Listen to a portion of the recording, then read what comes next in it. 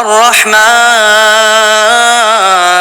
علم القرآن خلق الإنسان علمه البيان الشمس والقمر بحسبان والنجم والشجر يسجدان والسماء رفعها ووضع الميزان ألا تطغوا في الميزان وأقيموا الوزن بالقسط ولا تخسروا الميزان والأرض وضعها للأنام فيها فاكهة والنخل ذات الأكمام والحب ذو العصف والريحان فبأي آلاء ربكما تكذبان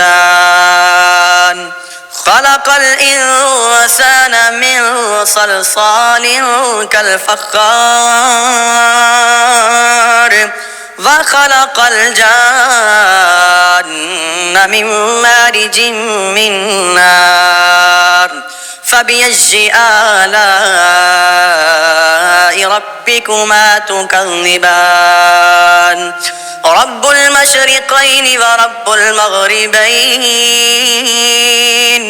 فبأي آلاء ربكما تكذبان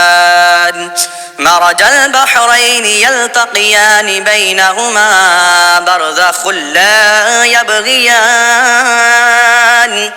فبأي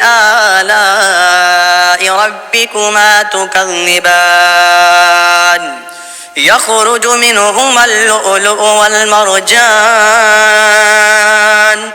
فبأي آلاء ربكما تكذبان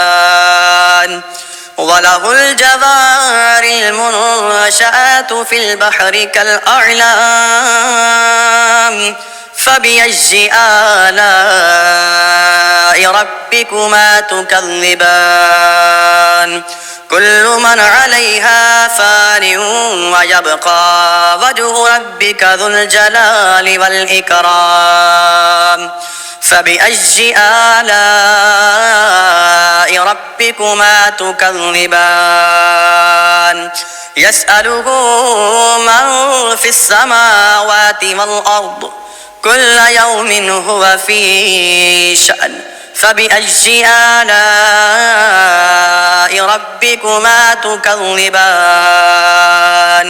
سنفرغ لكم أيها الثقلان فبأي آلاء ربكما تكذبان يا معشر الجن والإنس إن استطعتم أن تنفذوا من أقطار السماوات والأرض فانفذوا لا تنفذون إلا بسلطان فبأي آلاء ربكما تكذبان يرسل عليكما شواظ من نار ونحاس فلا تنتصران فبأي آلاء ربكما تكذبان فإذا انشقت السماء فكانت وردة كالدهان فبأي آلاء ربكما تكذبان فيومئذ لا يسأل عن ذنبه إنس ولا جان فبأي آلاء ربكما تكذبان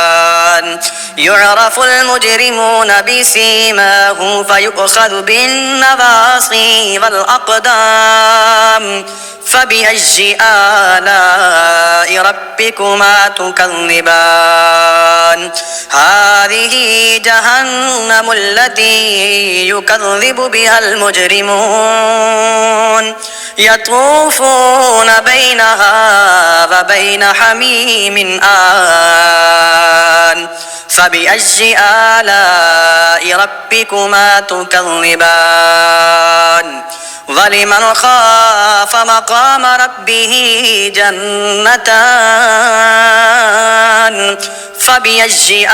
آلاء ربكما تكذبان ذواتا أفنان فبأي